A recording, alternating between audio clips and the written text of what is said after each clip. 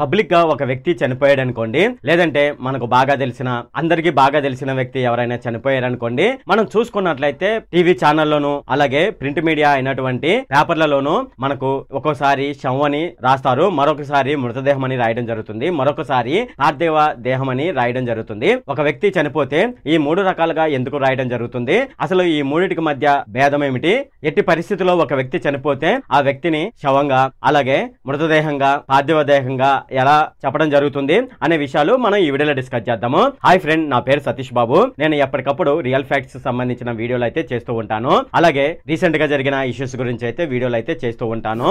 Local, state, central, global కి సంబంధించిన political issues గురించి కూడా నేనైతే వీడియోలు చేస్తూ ఉంటాను. ఎవరైతే నా ఛానల్ ని మొట్టమొదటిసారిగా చూస్తున్నారో వాళ్ళైతే తప్పకుండా సబ్స్క్రైబ్ అయితే చేసుకోండి. ఇలా మీరు ఒకసారి సబ్స్క్రైబ్ చేసుకున్నట్లయితే నేను ఈ వీడియో చేయడానికి పడిన కష్టానికి అలాగే నా ఛానల్ కి మీరు సపోర్ట్ చేసిన వాళ్ళు అవుతారు. ఇప్పుడు మనం వీడియోలోకి అయితే వెళ్ళిపోదాం. ఒక మనిషి చనిపోయిన తర్వాత ఏ పదం ఉపయోగించాలో, అది మనకున్న మానసిక స్థితి, ఆ వ్యక్తికి మనకు మధ్య ఉన్న సంబంధం, మనుషుల మధ్య ఆ వ్యక్తికి ఉన్న అనుబంధం, వీటిని బట్టి ఆ వ్యక్తి చనిపోయిన తర్వాత అది శవం, మృతదేహమా లేదంటే పార్థివ దేహం అని పిలవడం జరుగుతుంది. ఇక శవం అని దేన్ని పిలుస్తారనేది ఇప్పుడు చూద్దాము. శవం అనే పేరు చాలా బలంగా తీవ్రంగా ఉండే పదం. ఇది సంస్కృత భాష నుండి వచ్చింది. శవం అంటే శూన్య దేహం లేదంటే జీవం లేని దేహం అని అర్థం. అయితే ఈ శవం అనే పదాన్ని వార్తల్లోనూ పోలీస్ రిపోర్టుల్లోనూ ఆసుపత్రుల్లోనూ ఎక్కువగా శవం అని వాడడం జరుగుతుంది.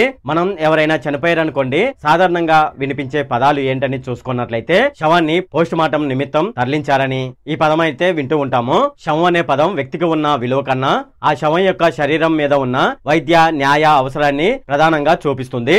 ఒక రకంగా చెప్పాలంటే ఇది ఒక కేసుగానే మిగిలిపోతుంది. అయితే మృతదేహం అని దేన్ని పిలవడం జరుగుతుంది అనేది ఇప్పుడు చూద్దాము. మృతదేహం అనేది ఒక సంభ్రమాన్ని ఇచ్చే ఒక స్వరం. ఇక్కడ మృతదేహం అంటే చనిపోయిన వ్యక్తి యొక్క శరీరం. అయితే ఇక్కడ మృతదేహం అనే పదం ఎందుకు వాడతారంటే ఈ పదంలో కొంచెం గౌరవభావం అయితే ఉంటుంది.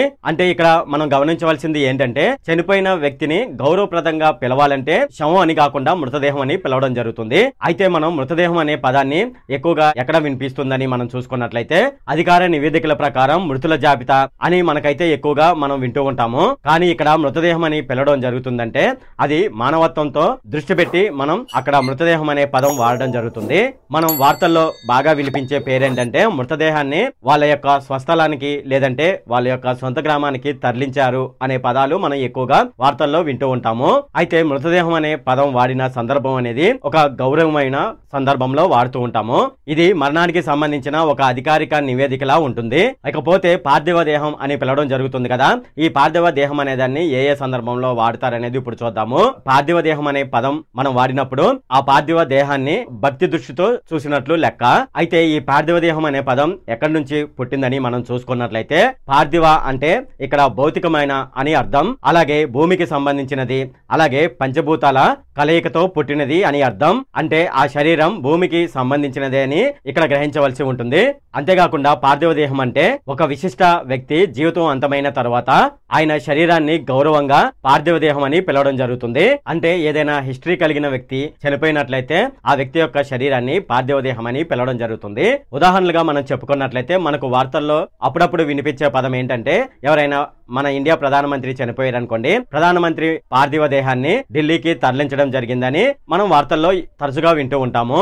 ఎవరైనా కవి గాని లేదంటే ఎవరికైనా హిస్టారికల్ గా మంచి నేమ్ ఉందనుకోండి ఈ లోకంలో, వాళ్ళు చనిపోతే వాళ్ళ యొక్క శరీరాన్ని పార్థివ దేహం అని పిలవడం జరుగుతుంది. అంతేకాకుండా ఈ పదం గౌరవమైనది, సానుభూతి కలిగినది. ఎవరైనా చనిపోయారనుకోండి, వాళ్ళ యొక్క జీవితం వెనుక ఏదైనా హిస్టరీ ఉన్నట్లయితే లేదంటే ఏదైనా మంచి స్టోరీ ఉందనుకోండి, వాళ్ళు చనిపోతే వాళ్ళ యొక్క శరీరాన్ని పార్థివ దేహం అని పిలవడం జరుగుతుంది. టోటల్ గా చెప్పాలంటే ఈ పదాల మధ్య తేడా అనేది మన మనసులో చనిపోయిన వ్యక్తిని గురించి ఏమనిపిస్తుంది అనే దాని మీద ఆధారపడి మనం పిలవడం జరుగుతుంది. ఇది ఫ్రెండ్ ఈ వీడియోలో. ఈ వీడియో ఎవరైతే చివరి వరకు చూస్తున్నారో వాళ్ళైతే జై హింద్ అని టైప్ చేయండి. ఫ్రెండ్ ఈ వీడియో కనుక మీకు నచ్చినట్లయితే ఇక్కడ కింద ఉన్న రెడ్ కలర్ సబ్స్క్రైబ్ బటన్ మీద అయితే ప్రెస్ చేయండి. అలాగే ఈ వీడియోని మీ ఫ్రెండ్స్ అండ్ ఫ్యామిలీ మెంబర్స్ కి అయితే షేర్ చేయండి. అలాగే ఈ వీడియో సంబంధించి ఏమైనా కామెంట్లు ఉన్నాయి అనుకోండి, నాకు తప్పనిసరిగా కింద ఉన్న కామెంట్ సెక్షన్ లో అయితే తెలియజేయండి. ఈ వీడియో అంతే friend. Okay, thank you friend.